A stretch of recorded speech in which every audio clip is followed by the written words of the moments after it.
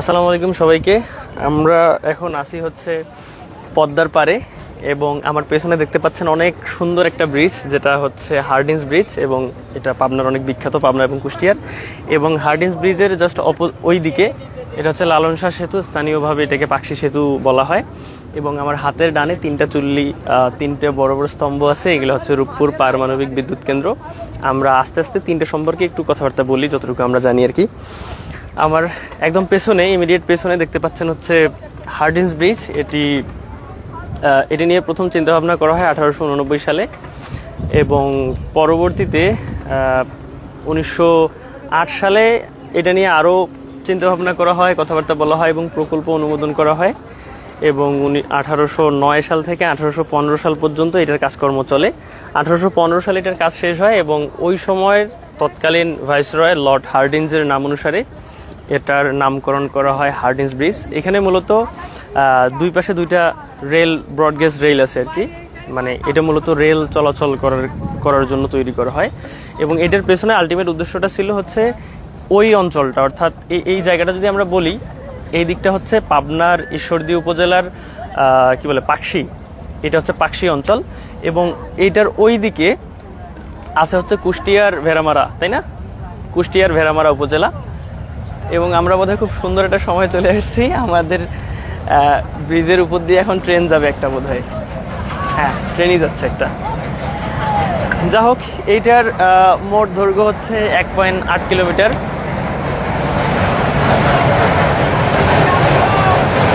থেকে কোথায়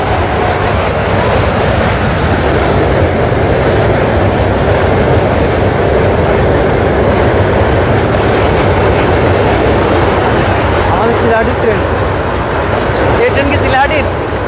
আরে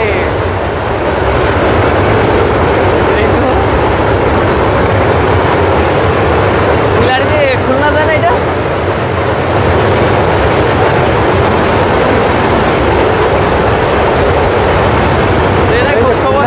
আমাদের একটা পরিচিত লোকজন খুঁজে পাওয়া যাবে, তাই না? খুলনা চিলাহাটি, হ্যাঁ খুলনা চিলাহাটি। আরে বাহ, কি চমৎকার একটা বিষয়! এই যে পাবনা এসে জাস্ট ট্রেনের গায়ে চিলাহাটি লেখা দেখতে পাই, একটা মানসিক শান্তি পাইলাম। আচ্ছা যাই হোক, এটা টোটাল দৈর্ঘ্য হচ্ছে 1.8 কিলোমিটার। এবং বললামই যে এটার নাম হার্ডিন্স ব্রিজ, তৎকালীন ভাইসরয় লর্ড হার্ডিন্সের নাম অনুসারে। এবং এটার আলটিমেট উদ্দেশ্য ছিল কলকাতার সাথে ওই অঞ্চলটা, অর্থাৎ কুষ্টিয়া, ঝিনাইদহ, চুয়াডাঙ্গা, ওই অঞ্চলটার হচ্ছে একটা যোগাযোগ স্থাপন করা আর কি পদ্মার উপর দিয়ে। এবং এরপরে আমরা ওই দিকে যে ব্রিজটা দেখতে পাচ্ছি, এটা হচ্ছে লালন শাহ। আমি বললাম একটু আগে যে এটা হচ্ছে আরেকটা ট্রেন আসতেছে, এইটা হচ্ছে শুধু রেল চলাচল করার কারণে। এবং দুইটা ব্রডগেজ আমি বলছি যে একটা দিয়ে যাচ্ছে আর একটা দিয়ে আসতেছে। এবং এটার পেছনে ওই যে রাস্তাটা দেখা যাচ্ছে, ওইটা হচ্ছে পাকশি ব্রিজ এলাকার ভাষায়। এবং এটার ফর্মাল নাম হচ্ছে লালন শাহ সেতু। লালন শাহ সেতুর ক্ষেত্রেও সেম ইনফরমেশনগুলোই প্রযোজ্য। ওইটাও হচ্ছে এইদিকে পাবনার ঈশ্বরদীর পাকশিকে ওই দিকের কুষ্টিয়ার ভেড়ামারার সাথে সংযুক্ত করছে। এবং ওইটার দৈর্ঘ্য হচ্ছে 1.8 কিলোমিটার। আর এইটা হচ্ছে প্রথম ভিত্তিপ্রস্তর স্থাপন করেন 2001 সালে তৎকালীন প্রধানমন্ত্রী বেগম শেখ হাসিনা। এবং ওইটা উদ্বোধন করেন 2003 সালে তৎকালীন প্রধানমন্ত্রী বেগম খালেদা জিয়া। আর ওইটা নিয়ে আর খুব বেশি কিছু বলার নাই আমার। এরপরে আমরা দেখতে পাচ্ছি যে এইদিকে রূপপুর পারমাণবিক বিদ্যুৎ কেন্দ্র দেখা যাচ্ছে, একটু আগে এসো দাও তো, এদিকে এদেরকে দেখাও তো, ভিডিও করেন করে চিল্লাচ্ছে। যে বাচ্চাগুলো এখানে গোসল করতেছে, খুবই ভালো লাগতেছে দেখে অবশ্য। এইদিকে দেখো, চুল্লি দেখো, যদিও চুল্লিতে ভিডিও করা যাবে না, থাকো এখানে থাকো, ওইদিকে যাওয়াটা ঠিক হবে না।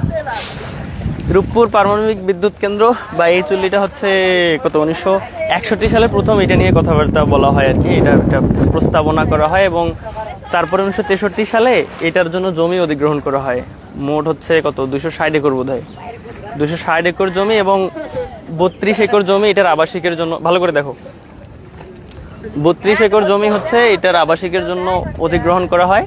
এবং 1964 সালে এটার জন্য কিছু মালপত্র হচ্ছে বিদেশ থেকে আসে, কিন্তু আমরা জানি যে তৎকালীন হচ্ছে পশ্চিম পাকিস্তানিরা এই রোশানলে হচ্ছে আমাদেরকে ফেলাই দেওয়ার কারণে বা আমাদেরকে সাপ্রেশনে রাখার কারণে আমাদের এই দিকের অংশটা খুব বেশি উন্নত হোক এই জিনিসটা ওনারা চাননি, ওরা চায়নি। যার কারণে 1964 সালে যে যন্ত্রপাতিগুলো আসে এগুলা হচ্ছে বাংলাদেশে না নামায় এগুলো করাচিতে নিয়ে যাওয়া হয় এবং ফাইনালি 1969 এবং 1970 সালের দিকে এই যে প্রকল্পটা রূপপুর পারমাণবিক বিদ্যুৎ কেন্দ্রের যে প্রকল্পটা ছিল এই প্রকল্পটা বাতিল করে দেওয়া হয়। এরপরে হচ্ছে 1971 সালে মহান মুক্তিযুদ্ধের পরে 1972 সালে যখন ক্ষমতায় আসেন বঙ্গবন্ধু শেখ মুজিবুর রহমান, উনি এই বিষয়টা নিয়ে চিন্তা ভাবনা করেন এবং 1977 সালে এই বিষয়টা নিয়ে আবার স্টাডি করা হয়।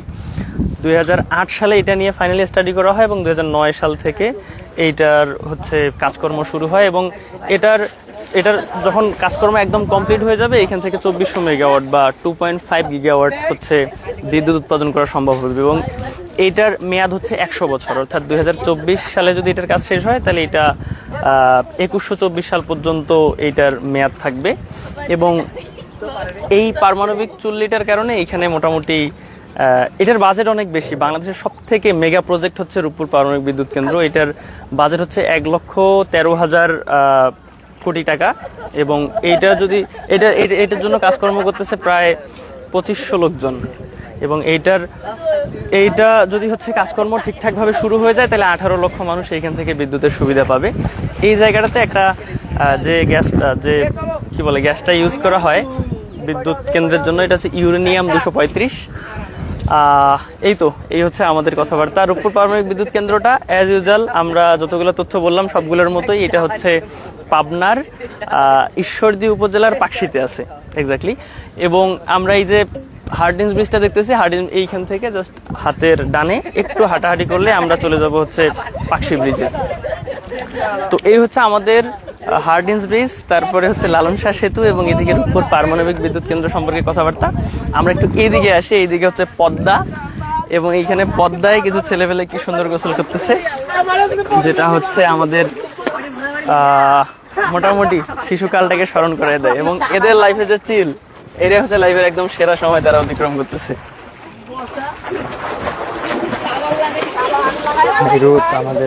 কিরে সাবান নাকি?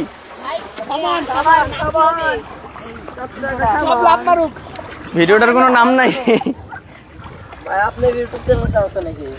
না রে ভাই, আমার ইউটিউব চ্যানেল নাই। তোমাদের কি মাঝে মধ্যে এরকম ভিডিও টিডিও করে নাকি?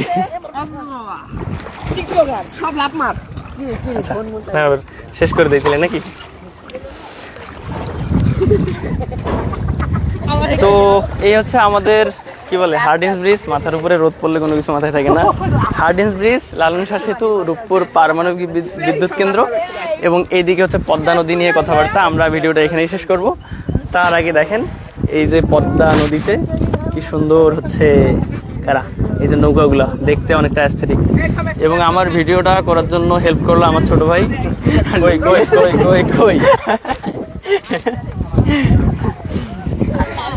তোমার নাম? আসসালামু আলাইকুম সবাইকে, কেমন আছেন? আমরা এখন আছি পাবনা কুষ্টিয়ার মধ্যবর্তী স্থানে এবং খুবই সুন্দর একটা জায়গা। আপনারা যদি আসতে চান আপনারা কুষ্টিয়া শহর থেকে 70 টাকা ভাড়া দিয়ে এখানে আসতে পারবেন এবং রূপপুর পারমাণবিক বিদ্যুৎ কেন্দ্র, লালন শাহ সেতু এবং হার্ডিঞ্জ ব্রিজ, তিনটা মানে অ্যাস্থেটিক জায়গা আপনারা একসাথে দেখতে পারবেন। ধন্যবাদ সবাইকে। ধন্যবাদ সবাইকে। আসসালামু আলাইকুম।